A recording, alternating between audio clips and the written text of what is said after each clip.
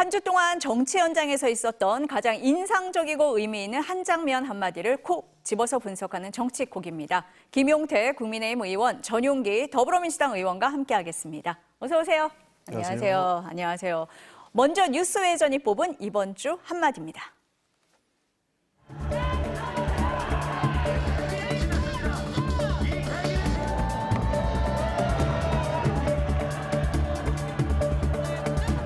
사필 규정 알겠습니까?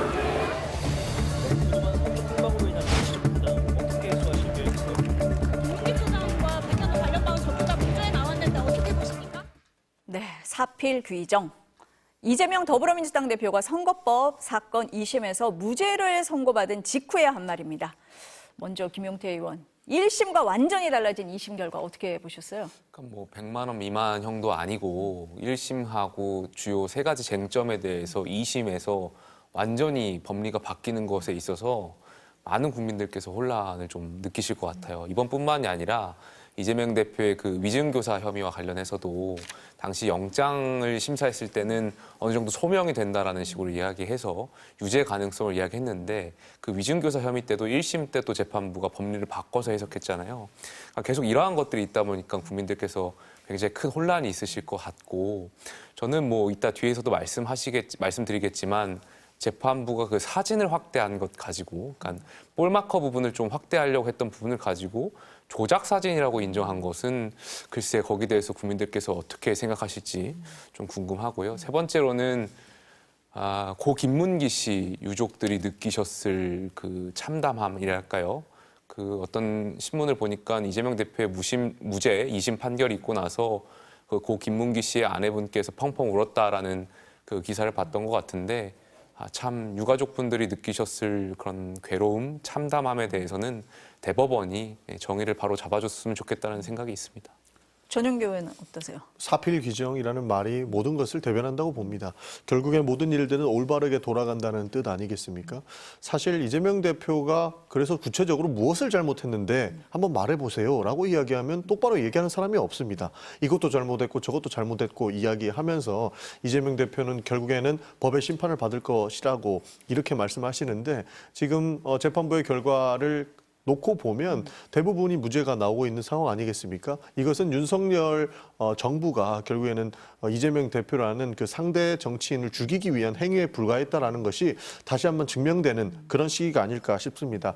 조금 전에 사진 조작 이런 거 말씀해 주시는데 10명 가까이 되는 사람들이 사진을 찍었는데 그중에 4명만 확대해서 그 사진을 가지고 마치 골프를 친 것처럼 그렇게 이야기했다면 오해 소지가 있는 것 아니겠습니까? 그런 내용들이 하나씩 바로 잡혀가는 거라고 말씀을 좀 드리고 싶은 것이고 이번 선거법 재판 같은 경우에는 사실 1심 때도 당연히 무죄가 나올 거라고 저희는 생각을 했었습니다.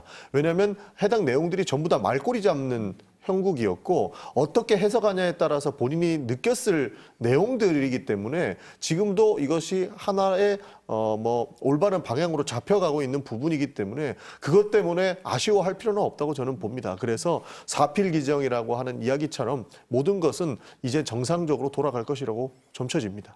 그럼 민주당에서 보실 때는 이 본질은 정치 보복이다, 이재명 죽이기다 이렇게 보시는 겁니까? 좀 전에 말씀드렸던 네. 것처럼 그래서 이재명 대표가 뭘 구체적으로 잘못했냐라고 한다면 제대로 이야기하는 사람이 없습니다. 국민의힘도 이재명 대표는 반드시 법의 심판을 받아야 된다라고 이야기를 하면서 이재명 대표가 그래서 뭘 잘못했는지에 대해서는 대답을 안 하고 있고 정치 공세만 하고 있는 것이거든요. 굉장히 많은 재판을 나갑니다. 심지어 일주일에 5번 이상 재판을 나간다라고 이야기를 할 정도로 재판에 얽매여 있는데 결국에는 그 법 기술자들이 보여줬던 그 행태다라고 보는 겁니다. 이재명 대표는 계속 무죄가 나오고 있는데도 법원을 3번, 4번, 5번 이렇게 출석하고 있지 않습니까? 그러나 내란 우두머리 혐의를 받고 있는 윤석열 대통령은 그 알량한 법 기술로 지금 석방 상태입니다.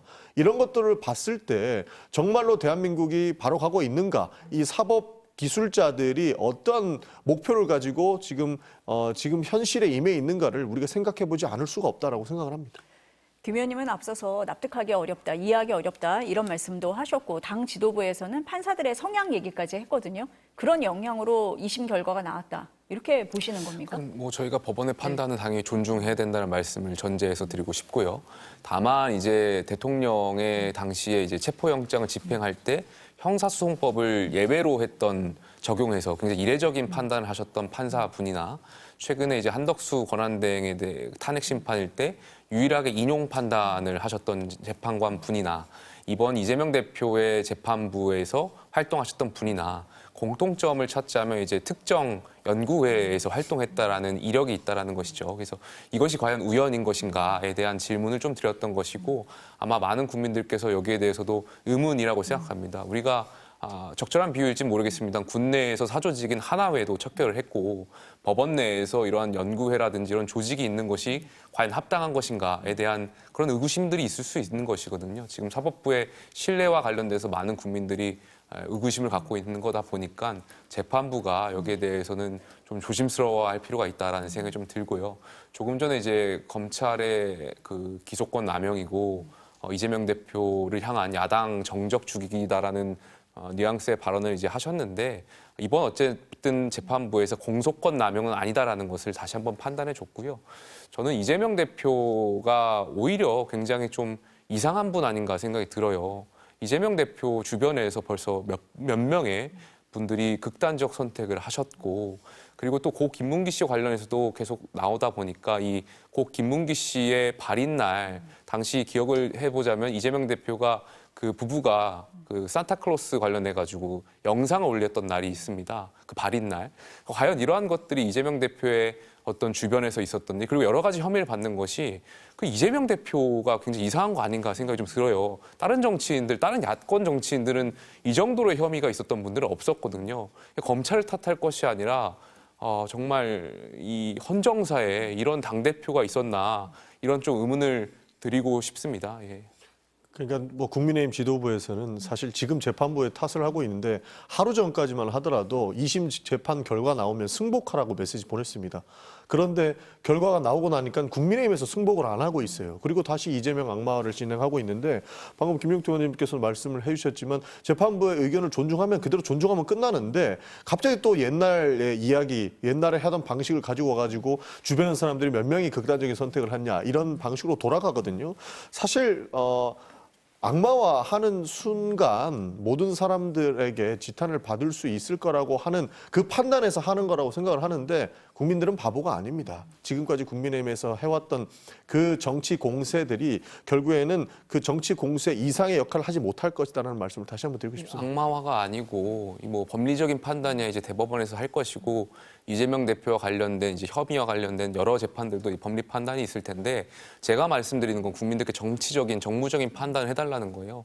어젠가요 청송에서 그 산불 현장에서 이재명 대표 그 MBC가 공개한 영상을 보니까 저는 이제 비속어처럼 느껴졌는데 뭐 많은 분들이 들리는 것에 따라서 다르게 느껴질 수는 있는데 많은 분들 좀 경악하셨던 거 아니겠습니까? 그 현장에 나와서 이상한 말씀을 좀 하신 것 같아서 제가 들렸는데 저 느껴졌는데 그래서 여기에 대해서도 한번 이재명 대표가 입장을 표명하실 필요가 있지 않나 개인적으로 좀 생각이 들고 뿐만 아니라 계속해서 이재명 대표와 연결되었던 많은 사건들이 글쎄 보통의 야권 정치인들이 그동안 보여주지 못했던 그런 이상한 일들이 굉장히 많았어요. 이것이 과연 우연인가에 대한 질문을 계속 드리는 것이고 거기에 대한 판단은 전 국민들께서 하시고 계실 거라고 생각이 듭니다. 예. 김용태 의원님 말씀하신 영상을 제가 뭔지 잘 몰라서 답변을 드리기는 좀 어려울 것 같습니다. 예. 카메라 영상 예. 앞에서 인터뷰를 하다가 욕설을 했다라고 이야기를 하는 건데요. 카메라 앞에 두고 욕설을 할 수 있는 정치인이 욕설을 했다는 누구나 건 아니고 그렇게 느껴지는였는데 그러니까 본인께서 아마 판단을 좀 입장을 좀 주셔야 되지 않을까 생각이 좀 듭니다. 예. 그러니까 누가 욕설을 할 수 있겠냐라는 말씀을 드리는 거예요. 네. 그리고 뭐 이렇게 본인들은 그렇게 느꼈기 때문에 해명을 하라는 건데 욕설을 하지 않았는데 무슨 해명이 필요합니까? 본인들이 느꼈으면 본인들끼리 느끼면 되는데 심지어 국민의힘의 그 가짜 진짜 뉴스 발굴단인가요? 거기서는 또 해명 요구를 해요. 이런 식으로 악마화해서 마치 욕설을도 하지 않은 사람을 욕설을 했다라고 뒤집어 씌우고 굉장히 안 좋은 모습만 부각하려고 하는 것들이 결국에는 이재명 없으면 정치 어떻게 하겠느냐라고 하는 비판으로 돌아가는 겁니다. 있을 수도 없는 일들을 가지고 이렇게 부풀려서 할 필요는 없다. 결국 국민들이 피해본다는 생각을 좀 해주셨으면 좋겠습니다. 이재명 이재명 없으면 정치를 어떻게 하냐가 아니라 야권에서 이재명 대표가 일극체제를 만들었고 이재명 대표가 지난 공천에서 비명행사 친명횡재 공천을 하셨잖아요. 다른 야권 지도자의 룸을 안 줬어요. 지금 이재명 대표 일극체제에서 여야 간에 이제 정치적인 그런 판단에 있어서 이재명 대표에 대한 비판이 있는 것이지 이재명 대표만을 위해서 제가 공격하거나 그러지 않습니다. 아마 여당인데요. 선거법 결과가 반대로 나왔으면 선거법 이렇게 나왔으니까 구속돼야 된다라고 계속 공격했을 겁니다. 그런데 선거법 무죄 나오니까 옛날에 했던 공격 그대로 되풀이하지 않습니까? 그러니까 국민들께서는 이제 다 아실 거라고 보는 거예요. 사실 저는 국민의힘에서 매일 얘기하는 게 뭐냐면 이재명 말고 다른 후보가 나오면 우리는 무섭다라고 이야기하지 않습니까? 실제로는 이재명 대표가 무서운 거예요. 그러지 않고서야 왜 이재명 대표를 이렇게 공격하느냐에 대한 말씀을 못 하실 거라고 보는 거거든요. 그렇기 때문에 누구를 악마화하고 누구를 비난하기 전에 자신들의 들보부터 봐야 된다. 내란 우두머리 못 막은 거 국민의힘 아닙니까? 그리고 지금 많은 국무위원들이 있는데 국무위원들 자기는 잘못 없고 국무회의는 없었다라고 윤석열 대통령 선전하고 있는데 실제로 계엄을 못 막았던 것에 대한 책임은 명백히 물어야 된다고 보는 겁니다. 그래서 지금 이재명 욕할 시간에 본인들이 망쳐놓은 이 사회 시스템을 바로잡는 것이 먼저 선행된다는 말씀 드리고 싶은 겁니다. 솔직히 이재명 대표 무서워요. 네. 무서운 게 아니라 주변에서 무서워요. 일어났던 일들을 좀 회상해 보면 좀 무섭습니다. 예. 다른 측면에서 말씀을 하시는 진짜 것 같네요. 무섭습니다. 예. 그러니까 이런 방식으로 몰고 네. 가려고 하는 거고 분위기를 잡는데 이재명 대표가 정말 일 잘하기 때문에 걱정 안 하셔도 된다고 생각합니다. 결국 무섭다라는 프레임으로 가져가서 결국에 정치적 이익을 보려고 하는 것은 100번 이해하겠으나 국민들은 바보가 아닙니다. 민주당에서 보실 때에는 기승전 이재명으로 계속 정치 공세를 하고 있다 이렇게 보시는 겁니까? 하루에 한 번이라도 이재명 비판 안 하는 날을 못 봤습니다. 실제로 권성동 원내대표도 그렇고 권영세 비대위원장은 잘 모르겠습니다만 매일 이재명 대표에 대한 비판을 해왔고 비난을 해왔고요. 이번 그 무죄 판결이 받기 전에는 승복하라는 메시지를 본인이 떳떳하게 말해놓고 본인들이 승복 안 해버리는 이런 상황 놓여 있지 않습니까? 그리고 모든 방송에서도 이재명 대표의 비판을 빼놓고 나면 정치적 메시지를 못 내는 것 같더라고요. 저는 그렇게 느꼈습니다. 저희가 승복 안 하지 않습니다. 승복 당연히 하는 것이고요. 저희가 불복한다는 어떤 메시지를 냈습니까? 다만 법리적인 거에 있어서 1심과 2심이 다른 그 부분에 대해서 지적을 하는 것이고 대법원에서 원칙대로 판단을 해달라는 말씀을 드리고 있는 것이죠. 그럼 대법원으로 가면은 이 결과가 바뀔 수 있다. 저희는 이렇게 그렇게 보십니까? 예상을 하는데 네. 왜냐하면 네. 1심과 2심이 법리 해석이 달랐고 그러다 보니까 대법원에서 이 법리에 대한 해석도 필요하다라고 생각이 들고요. 그 여러 가지 이번 법리 특히 그 조금 전에도 설명드렸습니다만 사진을 조작한 것으로 인정한 부분에 대해서는 다시 한번 판단이 필요하지 않나 생각이 들고 또 백현동 그 협박받았다라는 것도 과거의 판례들과 비교해 봤을 때는 좀 다르게 판단하지 않았나 생각이 들어서 대법원에서 다시 한번 판단을 할 필요가 있다 개인적으로 생각이 듭니다. 사실 저도 그 판결문을 모두 읽어보지는 못했지만 그 요약본 그리고 실제로 그 판사께서 말씀하시는 부분들을 다 받아서 봤는데요. 1심과는 다르게 굉장히 조목조목 한마디 한마디를 다 반박을 해놨습니다. 그렇기 때문에 법리적으로 봐도 큰 문제는 없을 거라고 보고 있기 때문에 너무 그렇게 사법 안에서 이재명 대표를 옥죄하는 방식은 이미 끝났다고 생각을 합니다. 만약에 조기 대선으로 가면 뭐 이재명 대표 이제 걸림돌이 없어졌다 이런 평가가 많았는데 김 의원님 보시기에는 여전히 남아있다 이렇게 보시는 정치가 겁니까? 이제 이 한 국면만을 보면 앵커께서 말씀하셨던 것처럼 이재명 대표도 현실적으로 족쇄가 풀린 것처럼 느껴지겠지만 또 전체적인 윤곽에서 보면 아직까지 이재명 대표가 여러 혐의들을 받고 있고 남은 재판들도 있고 하기 때문에 그거는 또 지켜봐야 될 부분이 있다라고 생각이 듭니다. 어떻게 보세요, 민주당에서는? 결국에는 또 악마화하려고 하지 않고 조금 전에 했던 것처럼 이재명 대표가 무섭다라는 프레임으로 가지 않겠습니까? 사실 사법에 대한 그 정적 제거용 이런 정치 보복에 대해서는 어느 정도 끝났다고 보고 있습니다. 검찰 출신의 윤석열 대통령이 결국엔 내란 우두머리 혐의로 재판을 받게 되지 않겠습니까? 국민들이 해당 내용들을 짧게 봤다면 또다시 윤석열이라고 하는 그런 사람을 낳을 수 있겠지만 오랜 기간 봐왔고 실체적 진실이 드러나고 있는 만큼 국민의힘에서 아무리 호도를 하더라도 국민들께서는 올바른 판단을 하실 거라고 생각을 합니다. 김 의원님 앞서서 말씀을 하실 때 이재명 대표 다른 재판도 남아있지 않느냐 이런 말씀을 하셨어요. 예. 영향이 있다 이렇게 보십니까? 결과적으로 법리에 대한 판단은 법원들이 하겠지만 이것이 정치적으로 또 정무적으로 국민들께서 판단하시는 거 아니겠습니까? 사실 이번 공직선거법과 관련해서 2심에서는 2심 재판부가 무죄를 선언하긴 했지만 국민들께서 또 정치적으로 판단은 다른 부분이라고 생각이 듭니다. 공직선거법이 언제부터 이렇게 저는 후보자들을 위해서 해석됐는지는 잘 모르겠는데 보통 국민의 알 권리를 위해서 해석이 되어 왔거든요. 그 김문기 씨를 모른다라고 한 발언들이 결국에는 대장동 사건에서 본인은 깨끗한 정치, 연관이 안 돼 있다는 걸 강조하기 위한 맥락에서 하셨던 것으로 해석이 될 것이고 또 고 김문기 씨가 극단적 선택을 했던 그 배경과 이어지는 이재명 대표 행동 거지에 대해서 국민들의 판단이 있을 것이고 또 그 사진을 보고 조작이라고 했던 그런 부분들에 대해서 또 백현동에서 느꼈던 그런 발언들이 결과적으로는 이재명 대표의 어떤 발언과 관련해서 법리 해석과는 다르게 국민들의 판단이 달라지실 거라고 생각하기 때문에 기존 이제 계속 이어지고 있는 재판들도 마찬가지고요. 그런 정치적인 판단에는 이재명 대표한테 분명히 좋지 않을 거라고 생각이 듭니다. 예. 정치적 판단의 영역이 여전히 남아있다라고 보시는 거고 어떻습니까? 네, 정적 제거용 정치 보복은 여기서 끝내야 된다고 보고 있습니다. 사실 여러 건들이 아직 많이 남았습니다. 실제로 윤석열 정부가 이재명 대표를 사법 리스크로 묶어놓은 게 많죠. 그렇게 보복을 많이 하려고 했습니다. 온갖 사건들을 다 가지고 와가지고 이재명과 연결시키려고 하고 있는데 결국에 법원들의 판단은 뭐였습니까? 계속 무죄 나오고 있는 것 아닙니까?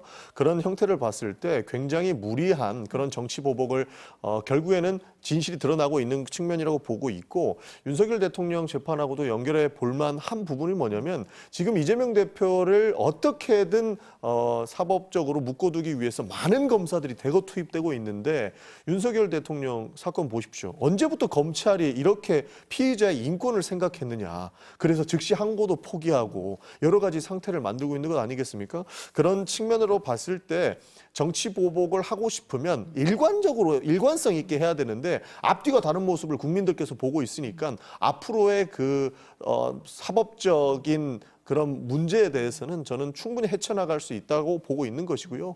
앞으로는 뭐 이재명 무섭다 이런 프레임으로 들어갈 건데 충분히 강자들은 무서워할 수 있습니다. 이재명 대표가 억강부약이라는 이야기를 과거부터 해왔거든요. 강자에게는 강자는 눌러야 되고 약자들을 부흥시켜야 된다라고 하는 그런 정책들이 있기 때문에 뭐 김용태 의원님께서는 또 강자에 속하니까 무서워할 수 있는데 많은 국민들께는 굉장히 도움될 만한 부분이시기 때문에 괜히 그런 식으로 프레임 잡으실 필요 없다라고 생각합니다. 지도부라서 강하신 거예요?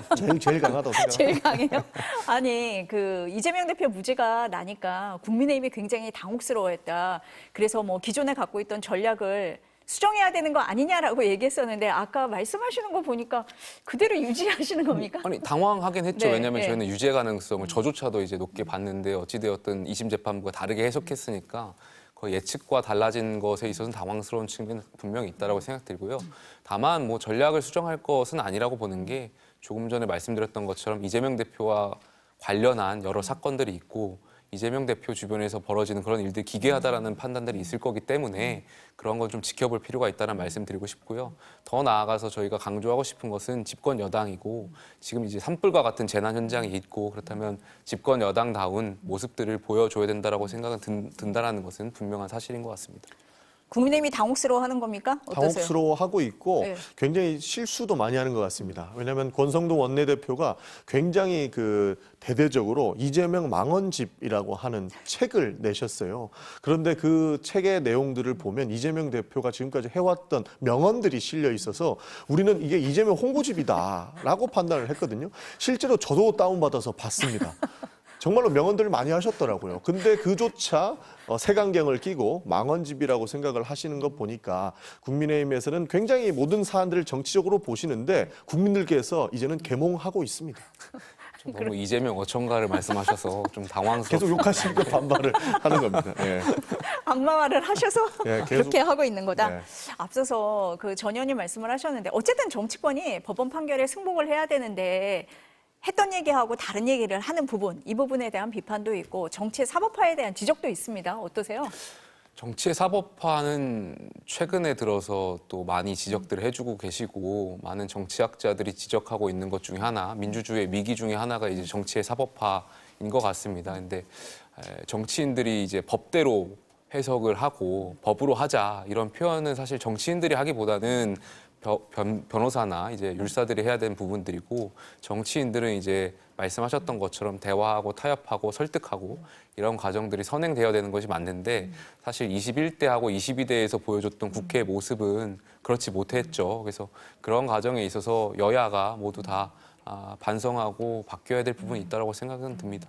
전 의원님은 어떠세요? 정치의 사법화가 굉장히 심각합니다. 실제로 형사소송법이라든지 각 공직선거법이라든지 법 조항 하나하나를 사실 국회의원들이나 이제는 국민들이 전 국민 로스쿨화 다 돼 공부해요. 네. 있다라고 네. 할 정도로 정치의 사법화가 심각한데요. 정치를 복원시켜야 합니다. 그래서 지금 대한민국 시스템이 많이 무너져 있는 이 상황을 국민들과 함께 헤쳐나가야 되는 것이고 이제는 정치의 사법화를 조금 멀리 해야 된다라고 하는 것들을 선언해야 된다고 봅니다. 여당이든 야당이든. 왜냐하면 일부 정치인들이 대놓고 판검사 놀이를 하고 있거든요.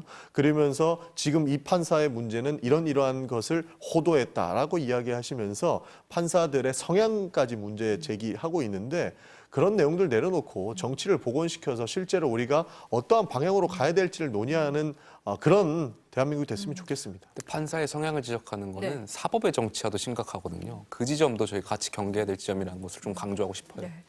국민들이 얼마나 답답해할지 그런 생각이 듭니다. 이 얘기 이 정도로 하고요.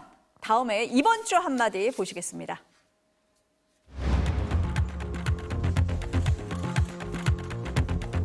이 사건 심판 청구를 기각합니다.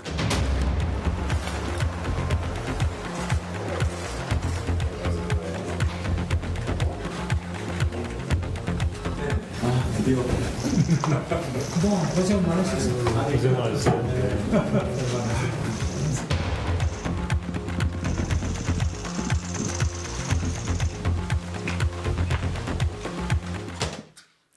드디어 최상목 부총리가 저렇게 잘 웃는 분이셨습니까? 한덕수 총리가 복귀한 게 너무나 반가웠던 것 같은데 이 장면 어떻게 보셨어요? 그동안 이제 네. 최상목 부총리가 굉장히 힘들었겠구나. 그 가지고 있는 직책이나 이 무게가 굉장히 무거웠겠구나 생각이 좀 들었습니다. 근데 그럴 수밖에 없는 게 이제 계엄 상황 이후에 대통령과 한덕수 국무총리의 탄핵을 맞았고 또 당시에 12월 연말에 정말 온 국민이 안타까웠던 무안공항에서 이제 제주항공의 참사가 있었었죠. 그리고 거듭해서 여러 가지 재난 상황들이 있었고 또 포청 저희 지역구에는 폭탄이 떨어지는 등 여러 사건들 또 국제 정세도 많이 바뀌었잖아요. 트럼프 대통령 취임 이후에 펼쳐지는 관세 전쟁에서 대한민국이 정말 하루도 정말 뭐 이렇게 늦출 수가 없고 대응해야 되는데 그런 부처나 그런 어떤 컨트롤 타워가 부재한 거에 대한 굉장히 어려움 또 무게감이 굉장히 컸다고 생각이 듭니다. 아마 그런 관점에서 이제 어쨌든 본인보다 더 위에 책임지실 컨트롤 타워가 오셨으니까 해방감이라든지 그런 게 좀 들지 않았나. 그래서 미소가 띄었던 것 같습니다. 해방감이었다? 어떻게 보셨어요? 본인이 책임질 일들이 많거든요. 그런데 그에 대해서 조금 해방되었다는 생각이 있지 않을까 싶습니다. 저희가 봤을 때는 최성목 권한대행은 반드시 책임을 물어야 될 인물 중에 한 명입니다. 왜냐하면 마흔역 헌법재판관을 임명하지 않았던 것, 기본적으로 3명의 헌법재판관 이 국회에서 통과가 돼서 임명을 앞두고 있는데 본인이 본인 생각대로 취사 선택을 해서 임명을 했다는 것이거든요. 그것은 헌법재판소에서 분명히 위헌이라고 2번가량 이야기를 했음에도 불구하고 최성목 권한대행은 이것을 임명하지 않았고 불법을 저지른 겁니다. 그래서 그 책임에 대해서 민주당은 반드시 물어야 되겠다는 생각이 있거든요. 그런 측면에서 하나의 예시만 들었지만 굉장히 많은 내용에서 본인이 책임져야 될 부분들이 한덕수 권한대행이 돌아오게 되면서 조금 자유로워졌다라고 생각을 하지 않았을까 싶습니다. 한숨 돌렸다? 한숨 돌렸는데 그런다고 책임질 일이 끝나는 건 아닙니다. 그러면은 지금 최성모 이제 부총리시죠? 부총리에 대한 탄핵안이 발의가 돼 있는 상태고 한덕수 대통령 권한대행에 대해서도 탄핵할 수 있다. 재탄핵 카드도 꺼낸 상태잖아요. 네. 뭐 실제로 이어질 수 있는 상황입니까? 아니면은 뭐 그냥 들고 있는 카드예요? 저는 가능성이 있다고 가능성이 보고 있는 열려 것이고요. 있습니까? 불법을 조장하고 있는 저 지도자들을 어떻게 가만히 두냐라는 측면에서 저는 탄핵 소추가 추진되어야 된다라고 생각하는 사람 중에 하나입니다. 사실 전략적으로 보고 예를 들어서 조기 대선이 열릴 수도 있다라고 한다면 중도층에서 많이 좋아하지 않는 이런 탄핵 소추는 꺼내지 않는 것이 어떻게 보면 전략적 측면에서 민주당에게 바람직하다라고 이야기하시는 분들도 많습니다. 그러나 헌법재판소에서 위헌 판결을 2번이나 내렸거든요. 실제로 어려운 얘기에서 위헌이네, 위법이네 이런 얘기하고 있는 것이 법을 어기고 있는 겁니다. 불법하고 있는 겁니다. 대한민국의 헌정과 질서를 수호해야 될 대통령 권한대행이신 2분이 지금 불법을 조장하고 있고 불법임을 알면서도 차일피일 미루고 있는 겁니다. 그 중간에 헌법재판소에서 위헌 판결을 다시 한번 내렸어요. 그럼에도 불구하고 마은혁 재판관을 임명하지 않고 있는 것은 이것은 불법을 방기하고 있는 것이고 자신들이 불법을 이행하고 있는 것이거든요. 그런 측면에서 전략도 좋으나 어떻게 불법을 저지르고 있는 지도자를 가만히 둘 수 있고 용서해 줄 수 있느냐라고 하는 측면에서 탄핵 소추가 추진될 수 있는 부분이고 한덕수 권한대행은 헌법재판소에서 탄핵 소추가 기각이 돼서 돌아왔지만 또다시 불법을 저지르고 있는 겁니다. 왜냐하면 헌법재판관 임명하고 있지 않아요. 이것은 1월 달에 있었던 그 재판관 임명과는 또 다른 부분으로 다 맞닿을 수 있고 실제로 헌법기관인 헌법재판소가 제대로 된 역할을 할 수 있게 만들지 않고 있는 내용이기 때문에 한덕수 권한대행의 이런 재탄핵 소추와 최상목 권한대행의 탄핵 소추는 불법을 저지르고 있기 때문에 해야 된다고 말씀하시는 분들이 굉장히 많습니다. 어떻게 보세요? 그러니까 불법으로 본 분도 있고 불법으로 보지 않은 분들도 있죠. 헌법재판소 재판관들이. 근데 불법으로 보신 분들도 이것이 파면에 이를 정도로 탄핵을 인용할 정도에 해당하지 않는다라는 것이 헌법재판소의 최근에 한덕수 권한대행에 대한 판단이었습니다. 그러니까 탄핵이란 제도가 민주당 의원들 다 아실 거예요. 중대한 법 위반이 있을 때만 파면할 수 있다는 것이 한 번이 아니고 여러 판례로 증명돼 왔던 것이고 지금 마은혁 재판관을 임명하지 않는 것이 탄핵 사유가 되지 않는다라는 것이 이번에 또 결정이 된 거예요. 근데 민주당이 또다시 한덕수 권한대행에 대한 재탄핵을 시사하는 것이나 최상목 부총리의 탄핵안을 발의한 것이나 이러한 정부 판단이 지금 되지 않다라고 지금 보여지고요. 저는 사실이 아니길 바랍니다만 오늘 여의도의 그런 풍문, 이른바 이제 지라시라는 표현들이 있죠. 풍문에 따르면 민주당이 뭐 확인되지 않은 정보입니다만 다음 주에 내각을 전원을 다 탄핵안을 발의하겠다는 그런 풍문도 돌아요. 근데 이러한 풍문들이 왜 돌까 하면 결과적으로 국민 정서에 민주당이 지금 오버하는 것이죠. 그러니까 어떤 것이 지금 맞는 것인지에 대한 판단, 사리 분별에 대한 판단, 그리고 국가 공동체와 국가 운영에 대한 판단, 지금 산불로 인한 재난 상황에서 과연 이렇게 권한대행이라든지 부총리에 대한 탄핵안을 강행하려고 하는 것이 과연 맞느냐, 이러한 판단들이 분명히 국민 정서와 괴리가 있다는 것 좀 말씀드리고 싶고, 저는 왜 이렇게 민주당이 이렇게 급할까 조급할까를 고민해 보면 지금 헌법재판소의 대통령 탄핵 심판과 관련한 어떤 구도랄까요? 이런 것은 아마 대부분의 의원들이 정보가 없을 텐데 오히려 민주당이 알고 있는 것 아닌가. 그래서 지금 정말 대통령 탄핵 심판이 기각될 가능성을 알고 뭔가 마은혁 재판관이라는 사정 변경을 통해서 하려고 하는 거 아닌가. 그렇게 합리적 추론을 말고는 지금 민주당이 왜 이렇게 이미 헌법재판소 판례 나온 부분에 대해서 계속 급급해서 이런 탄핵안을 발의하려고 하는지 도저히 저는 개인적으로 납득이 되지 않습니다. 일단 기본적으로 탄핵 소추는 고위공무원에 대한 징계와 마찬가지입니다. 징계의 마지막 끝판왕이 사실상 탄핵인 것이죠. 그리고 그 탄핵 소추가 잘못됐고 그것이 오버하는 것이라면 국민들께 국회가 평가받으면 됩니다. 그렇기 때문에 선출직은 국민으로서 평가를 받는 그런 대기관이 돼 있는 것이고요. 사실 마은혁 재판관은 우리가 뒤에 수세에 몰렸기 때문에 임명해야 된다고 이야기한 것이 아닙니다. 1월 달부터 재판관 임명해야 된다고 꾸준히 얘기해 왔습니다. 그러나 2달 넘게 불법을 저지르고 있는 것은 오히려 국무위원들과 그 불법을 저지르라고 이야기하는 국민의힘 지도부인 겁니다. 사실 초등학생 때 그 전에 유치원을 가도 제일 먼저 배우는 게 질서 지키라는 겁니다. 헌정 질서를 이렇게 어지럽히고 있고 질서를 지키지 않고 있는데 어떻게 가만히 둘 수가 있겠습니까? 말씀드렸다시피 대통령 권한대행이라고 하면 대한민국의 누구보다 이 헌정 수호를 위해서 노력해야 될 사람들입니다. 근데 중대하지 않기 때문에 불법을 저지르는 것을 용서해야 된다? 저희는 절대 동의할 수 없습니다. 그런 차원에서 고위공무원의 징계의 끝판왕인 탄핵 소추를 통해서 이 사람들에 대한 책임을 물어야 된다라고 하는 것입니다. 아니 이 정도가 되면은 대화가 안 되는 거예요. 아니 헌법재판소가 판단했잖아요. 탄핵 그렇게 쓰는 거 아니다.